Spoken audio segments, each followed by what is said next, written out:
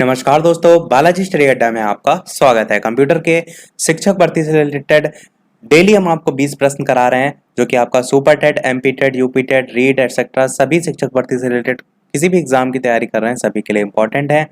आज हम देखेंगे इसका पार्ट नंबर 11, जिसमें हम कुल 20 प्रश्न देखेंगे डेली की तरह। जैसे कि 20 प्रश्न हम देखते हैं, इससे पहले हमने देखा था इसका पार्ट नंबर 20, जो कि आपको पिछला वाला वीडियो साइड में आई बटन में वीडियो मिल जाएगा।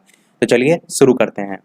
सबसे पहले बात करते हैं पिछले वाले वीडियो में जो मैंने प्रश्न पूछा था उसके सही उत्तर की। तो प्रश्न मेरा क्या था पिछले वाले वीडियो का? निम्नलिखित में से स्टोरेज का सबसे बड़ा यूनिट कौन सा है? केबी होता है, टीबी होता है, एमबी होता है या जीबी होता है? ये चार ऑप्शन थे, आपको बताना था कौन सा सही होगा। चलिए अब बात कर लेते हैं उत्तर की। तो आपका ऑप्शन नंबर बी टीबी बिल्कुल जो है वो सही हो जाएगा, जिसे हम टेराबाइट के नाम से जानते हैं। अब थोड़ा सा इसमें सीरियल भी देख लेते हैं कि कौन सी सबसे बड़ी इकाई है। तो सबसे बड़ी यदि देखें तो टीबी आपका पहले नंबर पे आएगा, टीबी से छोटा होता है आपका जीबी दूसरे नंबर पे आएगा, उससे छोटा होता है आपका एमबी, ये तीसरे नंबर पे आएगा, और केबी सबसे छोटा होता है, ये चौथे नंबर पे आएगा। और जितने में आप पूछा जाएगा तो सब 1024 के बराबर होंगे, ये चीज का ध्यान रखिएगा। यानी कि यदि 1 जीबी और एमबी में आपस में कंपैरिजन किया जाए या संबंध पूछा जाए तो आप कह सकते हैं 1 जीबी आपका 1024 एमबी के बराबर जो है वो होगा। इसी प्रकार नीचे तक घटता हुआ क्रम जो है वो चला जाएगा। चलिए अब शुरू करते हैं इस वीडियो के प्रश्न, और इस वीडियो में हमारा पहला प्रश्न जो है वो देखते हैं। पहला प्रश्न कह रहा है बिट किसका लघु रूप है? मेगाबाइट का, बाइनरी लैंग्वेज का, बाइनरी डिजिट का या बाइनरी नंबर का? आपको बताना है कि जो बिट है वो किसका लघु रूप है। चलिए बात कर लेते हैं उत्तर की, कौन सा सही होगा। तो बिट जो है आपका जो लघु रूप है ऑप्शन सी बाइनरी डिजिट जो है वो सही हो जाएगा, ऑप्शन नंबर सी।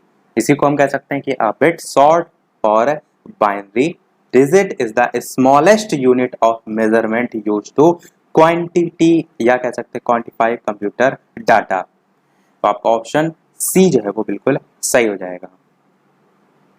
चलिए देखते हैं अपना अगला प्रश्न दूसरा। प्रश्न आपका कह रहा है कि एक बाइट से कितने विकल्प होते हैं? 64 option A, 16 option B, 8 option C, 512 option D. आपको बताना है एक बाइट से कितने विकल्प होते हैं। या इसी प्रश्न को थोड़ा सा घुमाकर भी आप पूछ सकते हैं कि जो एक बाइट है इसमें कितने बिट होते हैं। देखिए जो बाइट है इसकी स्पेलिंग होती है BYTE, और ये आपका एक बाइट बराबर यहाँ पर पूछा गया है। और कितने बिट के बराबर? बिट की स्पेलिंग क्या होती है? तो BIT। उत्तर की बात करें कौन सा सही होगा, तो आपका ऑप्शन सी सही होगा, यानी कि 8 बिट। तो ये बस ध्यान रखिएगा कि एक बाइट जो है वो आपका 8 बिट के बराबर होता है, या 8 बिट्स के बराबर जो है वो होता है। ये जो संबंध है इससे प्रश्न आपसे पूछे जाते हैं। आपसे डायरेक्ट 8 बिट्स भी पूछा जा सकता है कि वो कितने के बराबर होता है एक बाइट के, तो वो दोनों तरीके से याद रखिएगा। देखते हैं अपना अगला प्रश्न तीसरा। कंप्यूटर मेमोरी की सबसे छोटी इकाई क्या कहलाती है? बिट, बाइट, मेगाबाइट या ये सभी? तो अभी जो मैंने आपको संबंध बताया देखिए वहीं से प्रश्न पूछा गया। अब आपको सोचना समझना है कि बिट और बाइट में कौन छोटा है, और आपको उत्तर यहाँ पर देना है। Option A bit, option B byte, option C megabyte या ऑप्शन डी ये सभी। बात कर लेते हैं उत्तर की। आपका ऑप्शन नंबर ए बिट जो है वो बिल्कुल सही हो जाएगा। पिछले वाले प्रश्न में यदि मैं आपको दिखाऊं तो मैंने यहाँ पर लिखा भी था कि एक बाइट 8 बिट्स के बराबर होती है। तो आपकी छोटी कौन सी हो गई? जो आपका बिट है यही सबसे जो है वो छोटी हो गई, क्योंकि आपकी 8 बिट मिलकर एक बाइट बना रही हैं। तो ये कहने का मतलब है कि एक उसकी एक वैल्यू उसके 8 के बराबर है, यानी कि जो छोटा यहाँ पर वो बिट है। यहाँ पर संख्या से लेकर कंफ्यूज ना हो जाएगा कि 8 बिट ज्यादा बड़ी संख्या है, वो चीज यहाँ पर नहीं है। चलिए देखते हैं अपना अगला प्रश्न चौथा। प्रश्न आपका क्या है कि कितना बाइट मिलकर एक किलो बाइट बनता है? 4096, 1024, 612 या इनमें से कोई नहीं? आपको बताना है कि कितना बाइट मिलकर एक किलो बाइट बनता है। तो हर तरीके से हर एंगल से यहाँ पर प्रश्न आपको देखने को मिल रहा है कि कैसे भी पूछ लिया जाए, आपका गलत बिल्कुल ना हो। चलिए बात कर लेते हैं उत्तर की, तो आपका ऑप्शन बी यहाँ पर सही होगा, 1024 आपका सही हो जाएगा। इसी के संबंध में मैंने आपको स्टार्टिंग में जीबी टीबी भी बताया था कि जीबी एमबी केबी में संबंध पूछा जाए तो 1024 जो है उसी का आपको वहां पर भी दर्शाना है, तो आपका ऑप्शन बी यहाँ पर सही हो जाएगा। देख लेते हैं अपना अगला प्रश्न, पांचवा प्रश्न कह रहा है कि बाइनरी नंबर प्रणाली में कितने अंक होते हैं, 1, 4, 2 या 8। चार ऑप्शन है, आपको बताना है कौन सा सही होगा। बाइनरी नंबर प्रणाली में कितने अंक जो है वो होते हैं। चलिए बात कर लेते हैं उत्तर की। इससे पहले के पार्ट्स में मैं आपको बता भी चुका हूं कि ऑप्शन सी 2 जो है वो सही हो जाएगा। जो बाइनरी नंबर प्रणाली है इसी को हम द्विआधारी संख्या प्रणाली के नाम से भी जानते हैं। और जो बाइनरी नंबर सिस्टम है इसमें आपके केवल 2 अंक होते हैं, कौन कौन से, एक होता है आपका 0 और एक होता है आपका 1। और प्रत्येक संख्या 0, 1, 2, 3, 4, 5, 6, 7 के साथ ये जो नंबर प्रणाली है इसी में जो है वो दर्शाते हैं। इसका जो बेस होता है वो 8 होता है, परंतु मुख्य तौर पर कहें तो सिस्टम में केवल 2 अंक होते हैं, 0 और 1। देखते हैं अपना अगला प्रश्न, छठा प्रश्न आपका कह रहा है कि अक्षरों तथा चिन्हों को बाइटों में स्टोर करने की विधि जो है उसको क्या कहते हैं। अल्फा सिस्टम कहते हैं, नंबर सिस्टम कहते हैं, बाइट सिस्टम कहते हैं या कोडिंग सिस्टम कहते हैं। चार ऑप्शन दे रखे हैं, आपको बताना है कि इन चारों में से कौन सा सही होगा। चलिए बात कर लेते हैं उत्तर की, तो आपका ऑप्शन डी बिल्कुल सही हो जाएगा। कोडिंग सिस्टम के नाम से जो है इसे जाना जाता है। तो अक्षरों तथा चिन्हों को बाइटों में स्टोर करने की जो विधि है उसको कोडिंग सिस्टम कहते हैं। देखते हैं अपना अगला प्रश्न, सातवां, कंप्यूटर में किसी शब्द की लंबाई किसमें मापते हैं। अच्छा प्रश्न है, बहुत अच्छा प्रश्न है। बाइट, बिट, मेगाबाइट या फाइल, आपको क्या बताना है। कंप्यूटर में किसी शब्द की यदि लंबाई मापनी है तो वो किसमें नापते हैं। इसके अलावा वीडियो पसंद आए तो वीडियो को लाइक भी अवश्य कर दीजिएगा ताकि इसी प्रकार अच्छे अच्छे प्रश्न हम आपको प्रैक्टिस कराते रहें। बात कर लेते हैं उत्तर की कौन सा सही होगा चारों में, तो आपका ऑप्शन बी बिट जो है वो बिल्कुल सही हो जाएगा। बिट कह सकते हैं वो इकाई होती है जो कंप्यूटर में किसी शब्द की लंबाई मापने में जो है यूज हो जाएगी। अगला प्रश्न देखते हैं आठवां कि लॉजिक गेट क्या है। एक विशेष सीडी है, एक सॉफ्टवेयर है, एक प्रकार का सर्किट है या एक कंप्यूटर गेम है। चार ऑप्शन है, आपको बताना है लॉजिक गेट क्या है। चलिए बात कर लेते हैं उत्तर की कौन सा सही होगा, तो आपका ऑप्शन नंबर सी बिल्कुल सही हो जाएगा। एक प्रकार का सर्किट जो है वो होता है उसे हम कहते हैं लॉजिक गेट। देखते हैं अपना अगला प्रश्न, आठवां प्रश्न कह रहा है कि कंप्यूटर पर इंफॉर्मेशन किस रूप में स्टोर किया जाता है। Digital data, analog data, modem data या वॉट्स डाटा। चार ऑप्शन है, बताना है आपको कंप्यूटर पर इंफॉर्मेशन किस रूप में स्टोर किया जाता है। चलिए बात कर लेते हैं उत्तर की कौन सा सही होगा, तो आपका ऑप्शन ए बिल्कुल सही हो जाएगा। डिजिटल डाटा, जो कंप्यूटर है उस पर इंफॉर्मेशन किस रूप में स्टोर किया जाता है, तो डिजिटल डाटा में। अब डिजिटल डाटा और एनालॉग डाटा में थोड़ा सा आपको डिफरेंस पता होना चाहिए, कुछ पॉइंट। तो देखिए, यदि एनालॉग की बात करें तो इसमें आपका जो सिस्टम होता है, जो सिग्नल होते हैं वो आपके कंटिन्यूअस सिग्नल के तौर पर कार्य करता है, पर डिजिटल डाटा में यदि बात करें तो इसमें बाइनरी सिग्नल जो है वो होते हैं। और ये बात करें एनालॉग में कि जो एक्यूरेसी है उसकी तो कम रहती है, डिजिटल से जो है कम एक्यूरेसी रहती है, परंतु जो डिजिटल डाटा है उसमें एक्यूरेसी उच्च होती है। डिजिटल डाटा में स्पीड भी हाई होती है, जबकि आपका जो एनालॉग है उसमें स्पीड भी कम होती है। क्वालिटी की बात करें वो भी आपके डिजिटल डाटा में जो है वो ज़्यादा होती है। तो ये अलग अलग इसके पॉइंट जो है वो हो जाएंगे। चलिए देखते हैं अपना अगला प्रश्न, 10वां प्रश्न कह रहा है कि कौन सा एक प्रोग्राम है जिसमें कंप्यूटर का उपयोग करना आसान हो जाता है। एप्लीकेशन, ऑपरेटिंग सिस्टम, नेटवर्क या यूटिलिटी। चार ऑप्शन है, आपको बताना है कि कौन सा एक प्रोग्राम है जिसमें कंप्यूटर का उपयोग करना आसान हो जाता है। चलिए बात करते हैं उत्तर की कौन सा सही होगा, तो आपका ऑप्शन नंबर डी वाला बिल्कुल सही हो जाएगा, यानी कि यूटिलिटी जो है आपका सही हो जाएगा। और यूटिलिटी सॉफ्टवेयर क्या होते हैं, तो इनको सर्विस प्रोग्राम के नाम से जाना जाता है। सबसे पहले तो आपको ये पता होना चाहिए, सर्विस प्रोग्राम के नाम से जाना जाता है। ये आपका एक प्रकार का कह सकते हैं कंप्यूटर सॉफ्टवेयर होता है जो विशेष रूप से कंप्यूटर हार्डवेयर, ऑपरेटिंग सिस्टम या कह सकते हैं एप्लीकेशन सॉफ्टवेयर, इनको व्यवस्थित करने में सहायता के लिए डिजाइन किया जाता है। तो सारे जो ऑप्शन देख पा रहे हैं आप लगभग सब इसी में आ जाते हैं। तो यूटिलिटी आपका सही हो जाएगा, जिसमें कंप्यूटर का उपयोग करना जो है वो आसान हो जाता है। चलिए देखते हैं अपना अगला प्रश्न। 11वां प्रश्न कह रहा है आपका अगला कि प्रोग्राम में त्रुटि जिससे गलत या अनुपयुक्त परिणाम उत्पन्न होते हैं उसे क्या कहते हैं? बाइट कहते हैं, बग कहते हैं, यूनिट प्रॉब्लम कहते हैं या प्रोग्रामिंग एरर कहते हैं। 4 ऑप्शन है, बताना है आपको इन चारों में से कौन सा सही होगा। चलिए बात कर लेते हैं उत्तर की कौन सा सही होगा। तो आपका पहला ऑप्शन कट जाएगा, दूसरा बिल्कुल बग सही हो जाएगा, यानी कि बग जो है वो एरर को जो है वो कहते हैं। और यही सेम चीज आपने मोबाइल में भी देखी होगी कि किसी प्रकार का हैंग कर जाता है, कोई एरर आ जाती, तो आखिरी में बग रिपोर्ट करके लिखा हुआ आपको एक संदेश प्राप्त होता है कि आप उस पर्टिकुलर एप्लीकेशन में जो बग आई है उसकी रिपोर्ट कर सकते हैं अपने ईमेल के थ्रू। तो वो आपको वहां भी देखने को मिलता है और आपका कंप्यूटर में तो होता ही है जो प्रोग्राम है उसके लिए भी।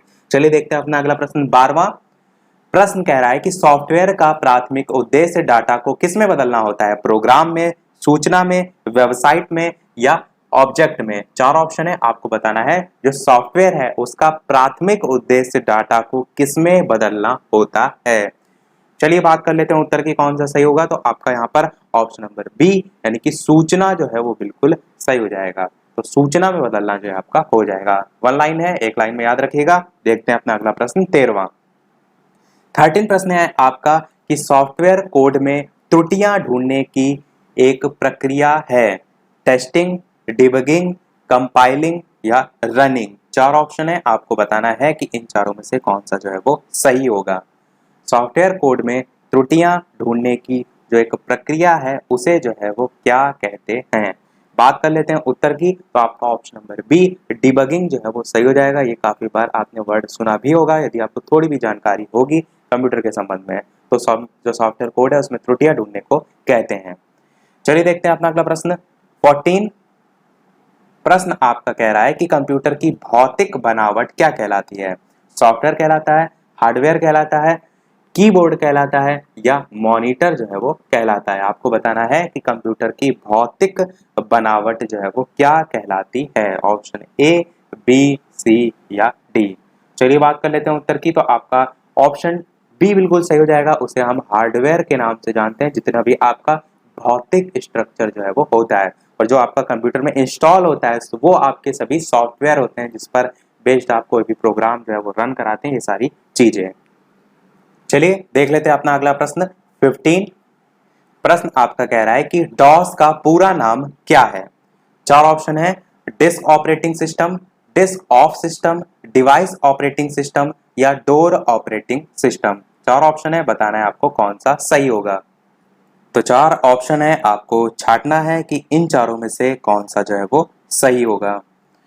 चलिए बात कर लेते हैं उत्तर की। तो डॉस की फुल फॉर्म क्या होती है? Disk operating system. ध्यान रखिएगा, आपका ऑप्शन ए बिल्कुल सही हो जाएगा, डिस्क ऑपरेटिंग सिस्टम। अगला प्रश्न देखते हैं 16 किसमें विषम शब्द है, आपको छांटना है। एमएस डॉस, एक्सेस, यूनिक्स या विंडोज 98। आपको बताना है कि इन चारों में से कौन सा विषम जो है वो शब्द है। चलिए बात कर लेते हैं उत्तर की, कौन सा इसमें विषम शब्द सही होगा।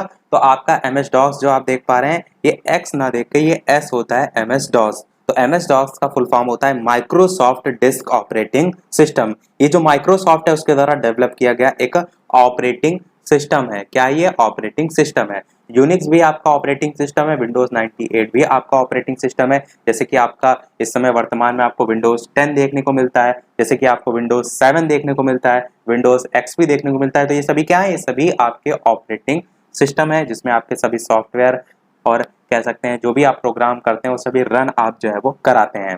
तो यहाँ पर जो आपका ऑप्शन बी में एक्सेस लिखा हुआ है, ये वाला जो है ऑप्शन जो है आपका कट जाएगा, क्योंकि ये आपका विषम शब्द जो है वो छांटना था, यानी कि आपका ऑप्शन यहाँ पर बी वाला जो है वो बिल्कुल सही हो जाएगा। चलिए देखते हैं अपना अगला प्रश्न 17 यूनिक्स का विकास कब जो है वो हुआ था? 4 ऑप्शन है, 1960, 1965, 1969 या 1975। आपको बताना है कि इन चारों में से कौन सा जो है वो सही होगा। चलिए बात कर लेते हैं उत्तर की, कौन सा सही होगा। तो आपका यहाँ पर ऑप्शन नंबर सी 1969 जो है आपका सही हो जाएगा। मूल रूप से 1969 में बेल जो प्रयोगशाला थी इसमें जो है इसे विकसित किया गया था और इसके विकास में NT&T के कर्मचारी जिनका नाम था केन थॉमसन और उसके साथ साथ डेनिस रिची नाम के भी एक व्यक्ति थे, इन सभी आदि बहुत से लोग शामिल थे। तो आप केवल सन ध्यान रखिएगा और ये जो बेल प्रयोगशाला ये जो है वो ध्यान में रखिएगा। देखते हैं अपना अगला प्रश्न 18। यूनिक्स की मुख्य भाषा आपको बतानी है कौन सी है। बेसिक है, कोबोल है, जावा है या असेंबली है। चार ऑप्शन है, बताना है आपको कि इन चारों में से कौन सा सही होगा।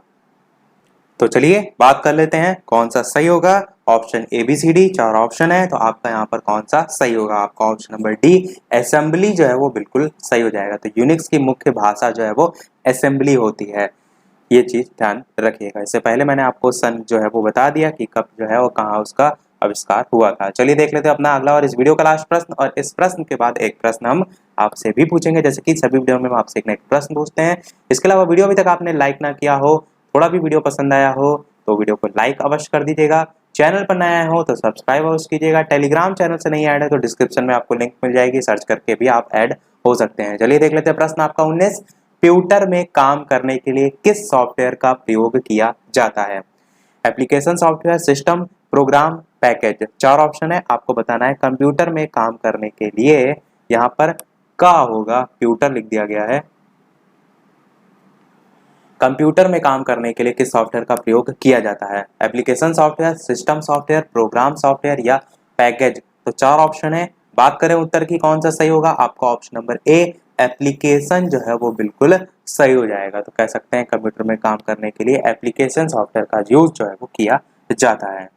चलिए देख लेते हैं अपना अगला और इस वीडियो का वो प्रश्न, जैसे कि सभी वीडियो में हम आपसे एक नया प्रश्न पूछते हैं। प्रश्न आपका क्या है कि कौन सा सॉफ्टवेयर कंप्यूटर के हार्डवेयर को नियंत्रित करता है। चार ऑप्शन है, ए ऑप्शन है सिस्टम, बी ऑप्शन है एप्लीकेशन, सी ऑप्शन है प्रोग्राम, डी ऑप्शन है मेमोरी। तो इन चारों में से कौन सा सही होगा, अपना उत्तर वीडियो के मेन कमेंट में टाइप करके अवश्य बताइएगा। ऑप्शन ABCD के फॉर्म में भी आप बता सकते हैं या टाइप करके भी आप बता सकते हैं। तो अपना उत्तर वीडियो के मेन कमेंट में बताइएगा। आंसर हम देखेंगे इसका नेक्स्ट पार्ट में। इसी के साथ हमारा ये आज का पार्ट जो है वो समाप्त होता है। आज के वीडियो में इतना ही। वीडियो पसंद आया हो तो लाइक अवश्य कीजिएगा, नए हैं चैनल पर तो सब्सक्राइब जरूर कीजिएगा। चलिए मिलते हैं अगले वीडियो में नए टॉपिक के साथ। तो तब तक के लिए नमस्कार। Thank you for watching.